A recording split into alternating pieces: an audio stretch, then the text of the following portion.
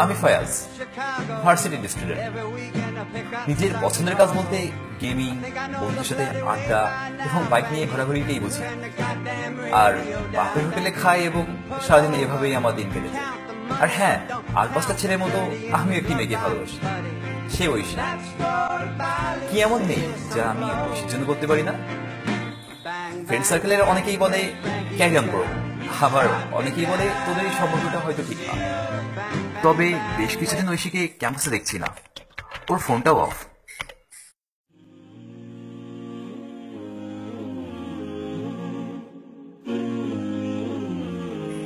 ঐশীকে দেখলাম একটি অপরিচিত ছেলের সাথে। আমি জিজ্ঞেস করলাম উনি কে, বাট অ্যান্সার তো দূরে থাক, ঐশী আমাকে চিনতেই পারলো না।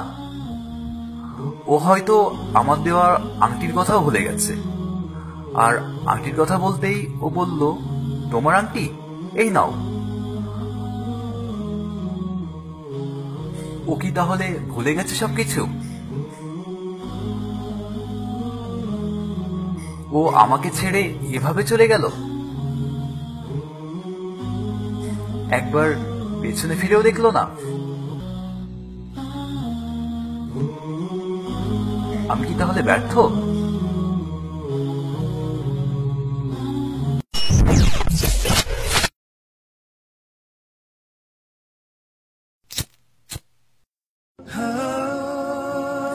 সিগারেট আজ আমার জীবনে প্রথম।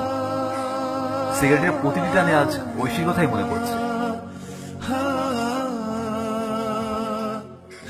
কি এমন ছিল না যেটা আমি ওর জন্য করতে পারিনি?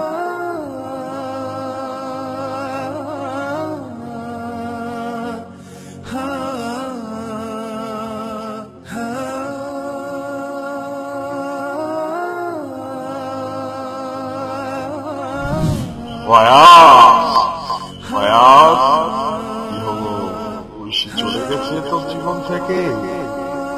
5 বছরের রিলেশন, অত ভালোবাসা বুঝি ওকে, ওর তোকে ছেড়ে চলে গেল শেষ পর্যন্ত। এখন কিভাবে মুখ দেখাবি তোর বন্ধুদের সামনে? যা ফয়াজ, যা, নিজেকে শেষ করে দেখিয়ে দে তুই ঐশীকে কতটা ভালোবাসিস। ফয়াজ, দেরি করিস না ফয়াজ, যা, নিজের মান সম্মান রক্ষা কর। এই ছাড়া তোর হাতে আর কোন পথ খোলা নাই। যা ফয়াজ, যা, দেরি করিস না।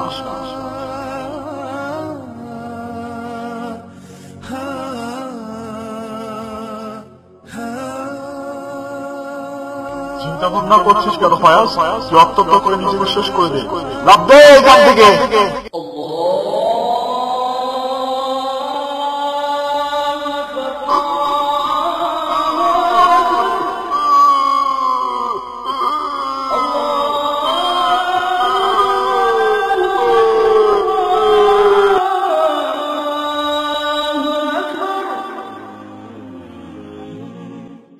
আসসালামু আলাইকুম। আমি আপনাদের সাথে 2টা মিনিট কথা বলতে চাই, যদি কিছু মনে না করেন। আমাদের সৃষ্টিকর্তা মহান আল্লাহ তাআলা, তিনি আমাদেরকে উত্তম ভাবে সৃষ্টি করেছেন। কিন্তু কেন? অবশ্যই তার ইবাদতের জন্য। তাই আমাদের উচিত তার ইবাদত করা। সালাত হচ্ছে ইবাদতের সবচেয়ে বড় মাধ্যম। দেখুন, মসজিদে কি সুন্দর আজান হচ্ছে এবং আজানের মাধ্যমে আমাদের ডাকা হচ্ছে সালাতের জন্য।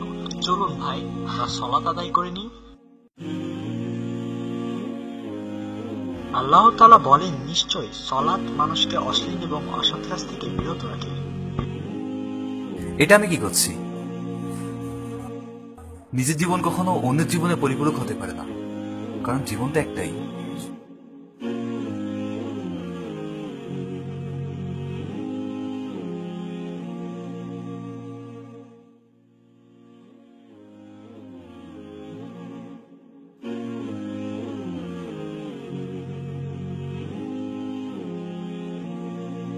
রাসূল সাল্লাল্লাহু আলাইহি ওয়াসাল্লাম বলেছেন, কোন মুসলিম বান্দা ওযুর সময় যখন মুখমণ্ডল ধুয়ে ফেলে, তখন তার চোখ দ্বারা অর্জিত সকল গুনাহ পানির সাথে অথবা পানির শেষ বিন্দুর সাথে বের হয়ে যায়।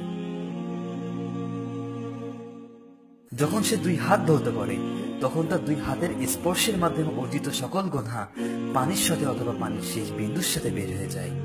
অতঃপর যখন সে তার পা দুইখানা ধৌত করে, তখন তার দু পা দিয়ে অর্জিত সকল গুনাহ পানির সাথে অথবা পানির সেই বিন্দুর সাথে বের হয়ে যায়।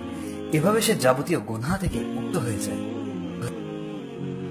রাসূল সাল্লাল্লাহু আলাইহি ওয়াসাল্লাম আরো বলেছেন, তোমাদের মধ্যেকার কেউ যদি উত্তম রূপে ওযু করার পর কালিমা তাইয়্যিবা পাঠ করে, তাহলে তার জন্য জান্নাতের 8টি দরজা খুলে দেওয়া হয়। সে ইচ্ছা করলে এর যে কোনো একটি দরজা দিয়ে জান্নাতে প্রবেশ করতে পারবে।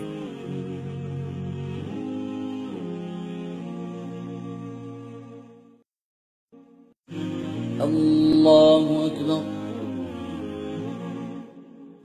আল্লাহু আকবার, আল্লাহু লিমান হামিদা, আল্লাহু আকবার।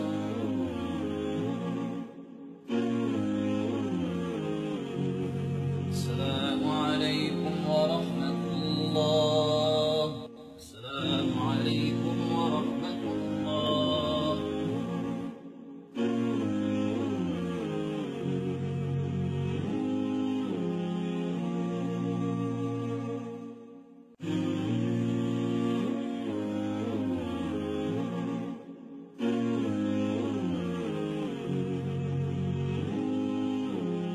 হে আল্লাহ, তুমি আমার প্রতিপালক। তুমি আমাকে সৃষ্টি করেছো তোমার ইবাদত করার জন্য, কিন্তু আমি তোমার আদেশ নিষেধ না মেনে অনেক পাপে লিপ্ত হয়েছি। আমি জানি না যে কিভাবে মাপ চাইলে তুমি আমাকে ক্ষমা করবে, তবে আমি জানি তুমি ক্ষমাশীল এবং দয়ালু। আমার গুনাহগুলোকে মাফ করে আমাকে নেককার বান্দা হওয়ার তৌফিক দান করো, আমিন। রাসূল সাল্লাল্লাহু আলাইহি ওয়াসাল্লাম বলেছেন, যখন বান্দা গুনাহ স্বীকার করে এবং অনুতপ্ত হয়ে তওবা করে ক্ষমা চায়, আল্লাহ তার তওবা কবুল করেন এবং তাকে ক্ষমা করে দেন।